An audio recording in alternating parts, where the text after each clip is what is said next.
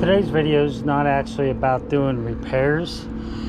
It's about loaning your equipment out, expecting somebody to actually take care of it and keep an eye on things and not damage it.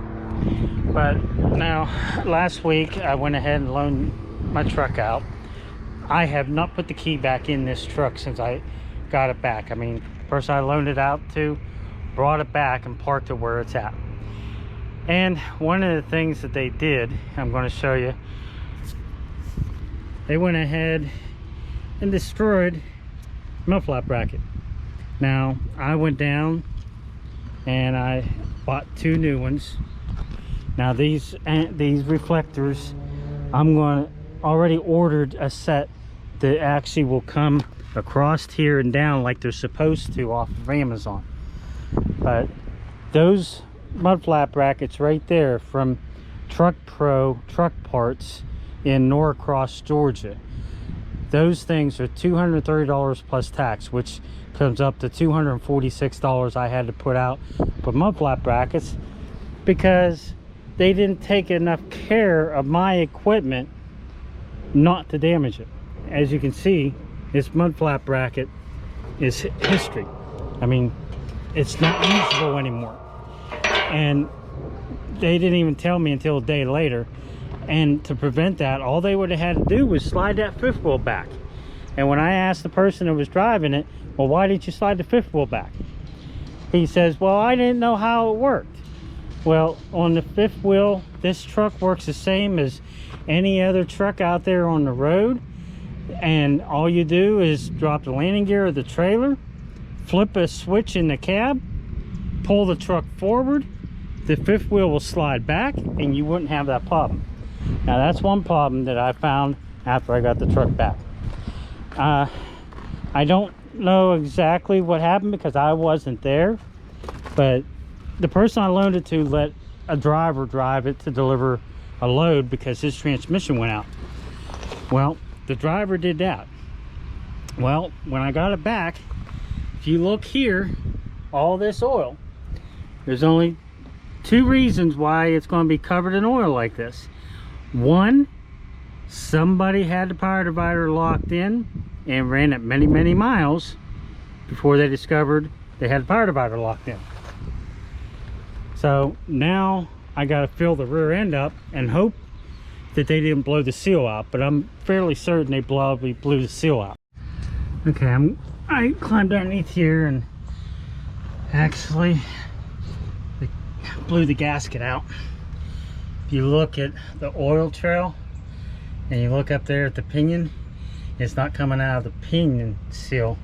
It's actually coming out where this gasket is, because you can see the clean space that it ran down. So I'm going to have to pull the universal joint, and of course when you pull a universal joint that's been in there a while, you got to replace that. So I'm going to have to replace that. That's probably going to be 150 bucks. And I'm going to have to replace the pinion seal because I'm going to have to take the yoke out off the input shaft to get this bracket off. So I'm going to have to replace the U-joint, replace the seal, and do the gasket. So I mean, I'm looking probably another $250 just to fix this problem. And we're going to go ahead and check the fluids, because if they did that, I'm fairly certain they didn't check any of the fluids. So let's go ahead and get this hood open. Let's start out with pulling the dipstick.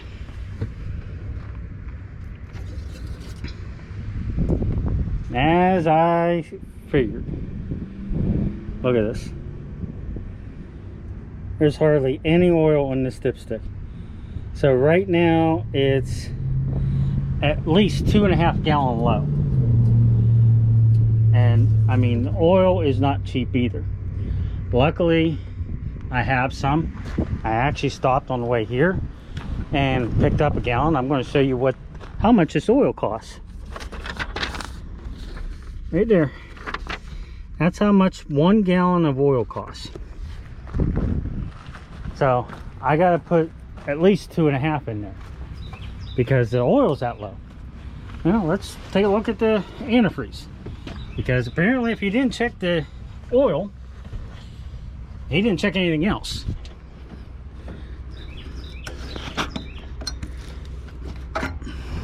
Yeah, we got antifreeze. That's good. I mean, this is a 1988. Motor's a 1988. I have no idea when the last rebuild was done on this motor, because I got it as an abandoned truck. So I mean, you got to keep an eye on the fluids. I'm going to have to fill the rear end up and clean everything and hope that it didn't blow a seal. Now we've got good power steering foot.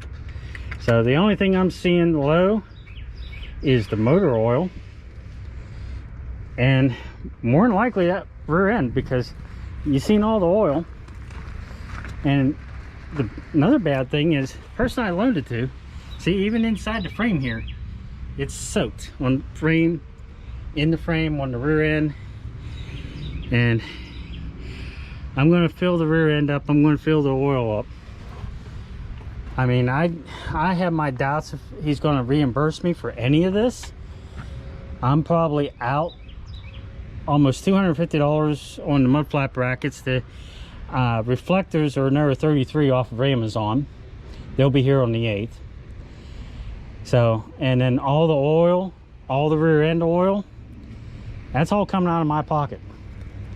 Now, he might surprise me, the guy that I loaned it to, and reimburse me for these parts, but I don't know. I mean, he borrowed the truck last Thursday. I got it back Friday afternoon. He parked it here where it's at right now, and it hasn't moved. Key hasn't been in it since he parked the truck. So if you loan your equipment out, be prepared to be putting out some money to fix it when you get it back, or just don't loan it out. All right, go ahead and subscribe and hit that bell button. This is just one of the shorter videos. I'm not going to show putting oil in the rear end or the motor, because I mean, that's fairly easy, and I think everybody has enough common sense to know how to do that.